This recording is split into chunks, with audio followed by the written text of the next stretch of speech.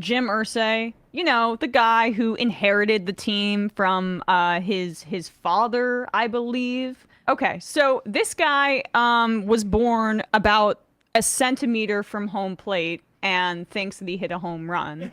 And he decided that a few days ago, that's not the tweet, it's the screenshot that I sent you here. This is what he said a few days ago. He tweeted, NFL running back situation. We have negotiated a CBA that took years of effort and hard work and compromise and good faith by both sides. The CBA is the collective bargaining agreement between the NFL Players Union and the NFL. To say now that a specific player category wants another negotiation after the fact is inappropriate. Some agents are selling bad faith. So he tries to backfill it there by blaming it on the agents. Completely needless tweet, pours total gasoline on the fire when the running back position is feeling completely devalued, rightly so, because they're the drivers of views from casuals that play fantasy football, and they're putting their bodies in immense harm's way and not getting compensated for it. I laugh at that too because during the pandemic, they altered the CBA. They altered it in order to get football going. Because of the lost revenue, there was a renegotiation. So it can be done, but only when it benefits the billionaires. Only when it benefits fail sons like Jim Irsay. That's when it can be renegotiated. But when the CBA should maybe be tweaked to help a certain class of player actually get fair compensation for the value that they provide. Oh, no, no, no, no, no, no. That was a good faith negotiation. Come on. Come on. So that's what happened.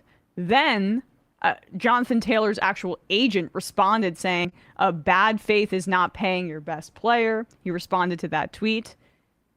A few days after that,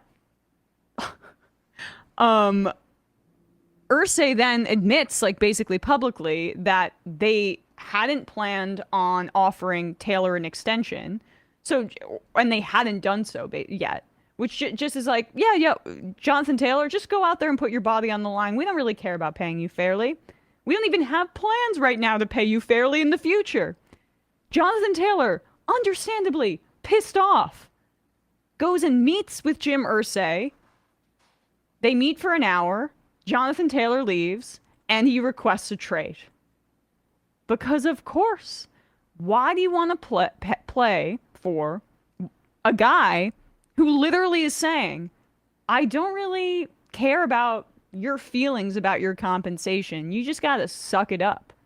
Because we negotiated the CBA, which we tweaked a few years ago. But for the stuff that has to do with me paying you, me billionaire paying you for your fair value, that is what is immutable and can't be changed.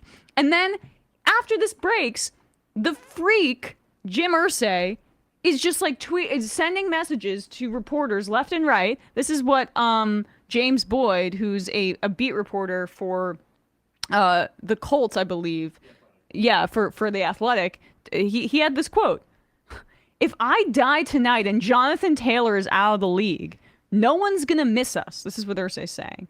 The league goes on. We know that. The National Football League rolls on. It doesn't matter who comes and who goes, and it's a privilege to be a part of it. I want to scream reading that quote. Do not take that down. If you die tonight, I don't know if Jim Irsay has children or what his succession plan is. But if he dies tonight, one of his kids or whoever he handpicks is going to inherit the team because he owns in this ecosystem the team, like the means of production, basically. This is kind of clumsy Marxist analysis, but he is the billionaire. He is the person in charge of the team employing these players. The 92 guys and the 53 guys that end up on the roster. Jonathan Taylor is just one of those people. He is a worker. Irsay is a billionaire. And Irsay is pretending as if there is some sort of analogy in their two situations. That's not it. That's lunacy. And the fact that he doesn't understand those very power dynamics, that if he were to die,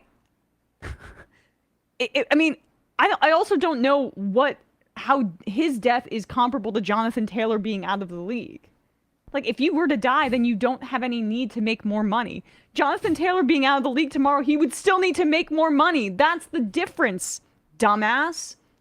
I think, like, this is a broader point, but, like, truly, like, the advent of the internet and Twitter for guys like Jim Irsay, like, just, like, loopy, kind of inappropriate,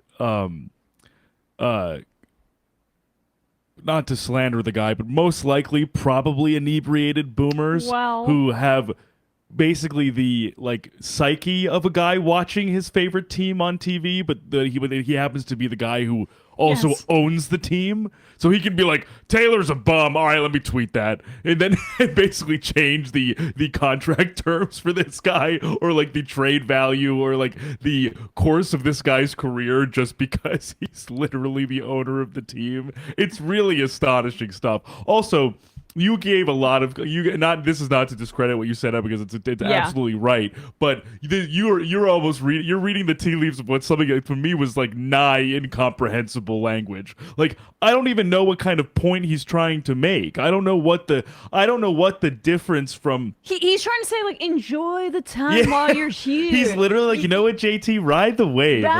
Like what Jonathan Taylor is making, he's making a little bit more than he had previously in base salary this year. But Jim Irsay is a collector of guitars. Oh, yes, he loves guitars. He has Elvis's guitars, George Harrison, Paul McCartney. Just one of those is probably worth what Jonathan Taylor is going to make this year. Yeah, listen, Jim Irsay. Why don't you give him John Lennon's guitar? Life goes on. If let's say I took your guitar. Let's say if I took one of your nice John Lennon guitars, my life will go on, yours will go on, we'll both die at some point. It's a privilege to be a part of me stealing from you. Right. It is. You should be thanking me for the experience. Thanking you for being a part of this. Of my petty larceny of yours, taking your Bob Marley guitar or whatever, John Lennon guitar from you. It's like, seemingly only his assets matter. His money matters, but not a guy he can legally subjugate, basically. I mean, I'm reading this collection. He owns the Smells Like Teen Spirit Nirvana guitar, which makes my heart hurt. Yeah. He owns Muhammad Ali's Rumble in the Jungle championship belt. He acquired the saddle used by Secretariat when he won the Triple Crown in the 70s. This guy's pretending like they're all just buddies and they're in the same exact financial situation. The power dynamics could not be more different. Jonathan Taylor has a finite period of time to capitalize on his talents. 6-7 years. And you're saying, well, we're going to take another year of your career without fairly compensating you, and you're going to get wear and tear on your body, and you're going to break down. That's going to affect your ability to capitalize on your talents in the future. And I'm pretending like we have the same power dynamics at play here. I do not blame Jonathan Taylor whatsoever for asking for a trade. I would probably do the same thing in his situation. But also, let's be clear here. Irsay's now saying, under no circumstances will I trade him. So you're saying he's so talented and important to your team that you will not trade him. Okay? And at the same time, you're saying that you will not compensate him. Right. That is disgusting. You're admitting that he's so valuable to your franchise that you won't trade him, but you won't give him the commensurate value in his contract. Like, Irsay's fun in some ways because he's a moron to make fun of, and he says what is on his mind. But really, that is vile. It's pernicious. That's disgusting. And not a way to treat a worker who's supposedly a part of the Colts family. Yeah, and there's that aspect of it where like that idea of like flattening a relationship between an owner and a player, or like a worker and a boss, is like a familial dynamic. One flattens the pernicious aspects of certain familial dynamics to begin with. True. Like as if families can't, abuse family members can't abuse one another. So there's that aspect of it, but also it also goes to show you that Irsay is almost tacitly acknowledging that like your value to us is on on the gridiron, in the X's and O's on the score sheet, and how you affect people's fantasy football teams. But your value does not. We won't reflect that value in the bottom line. Right. Like we have.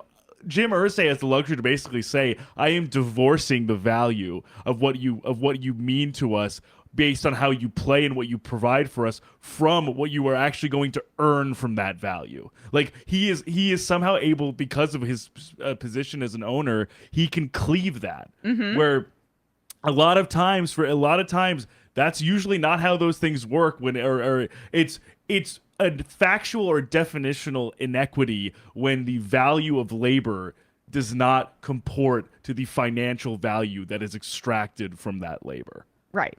And the reality for Jonathan Taylor is that they aren't going to trade him. Like, no, God no. But you know what I also saw? I mean, and who knows? A reporter was reporting this, didn't say what their source was. It sounds like the source is frickin', sloshed Irsay, saying that they're considering putting him on the non-football injury list. Yes, right. Which that was would forfeit right. his entire salary in retaliation for him speaking out and saying, I want to be compensated fairly. And he tweeted to that effect, saying they're like, you should find better sources, because I'm not experiencing that injury. Yeah, like, they were saying, oh, it's because he has a back issue, and Taylor's like, no, I don't. So what that is just retaliating against your worker for speaking up. And then Irsay's like, no one treats their players better than the Indianapolis Colts. I gotta be honest, there's a lot of bad billionaires in the NFL.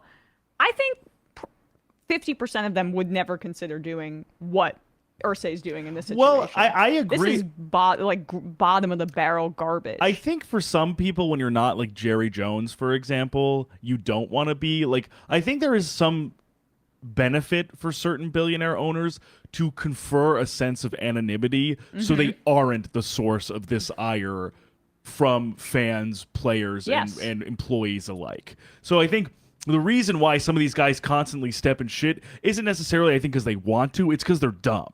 Well, and like, I think Irsay's stupid. Like, I think he's. They're doing that's happening right now, kind of with the Bills, because the Bills are maybe trying to take away Nyheim Hines' salary and claw back maybe even a bonus that he got. Because he got injured in camp. The Colts. He got injured. He had a freak accident while he was like having on summer vacation. He was sitting stationary on a jet ski, and someone lost control of their jet ski and rammed into his leg and like shattered his. And that has something to do with his employment. Like that's like his. I mean, like he should be punished for that. Like but the Pagulas are like hands off. To your point, right? They're gonna let that play out. But they're the ones calling the shots in that situation. But that's another gross thing to do. But there are organizations. The Steelers wouldn't be doing this to their. Well.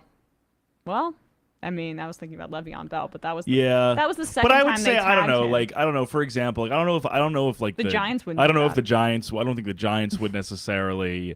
I don't think the 49ers necessarily. Well, I mean, the Kaepernick situation was very, very bad. That was more of like the whole league did that. The whole fucking league blackballed. Yes. And at least Chip Kelly at some point stood up for Colin Kaepernick, but the Ravens probably wouldn't necessarily do that. Like I think it's hard to pick, honestly, but I do think I guess all it is to say is it's hard to pick. I would say specific teams, but it's also like I do think some teams would be like, you know what, this isn't worth the PR headache. Exactly. And again, you guys just drafted a quarterback 4th overall. You want to take away out of spite, your best offensive player on the team right now, which is going to be a huge help to. And I didn't even mention this. Zach Moss just broke his arm, who was the next running back up on their depth chart. So they're already lacking depth at the position. Do what the Giants did. Sweeten the pot for Jonathan Taylor, or open up negotiations on the contract extension. It is really cruel to a player to be like, you're in a contract year, you have no security after this year, but you've got to go and run as hard as you can as guys want to rip your head off and are hitting you as hard as humanly possible. Just go out there and play with reckless abandon. Even though you could ruin your body irrevocably and never get the payday that you are supposed to get the second time for your second contract, just play without even worrying about that. That's what they're requiring of Jonathan Taylor. It is dehumanizing. it is dehumanizing.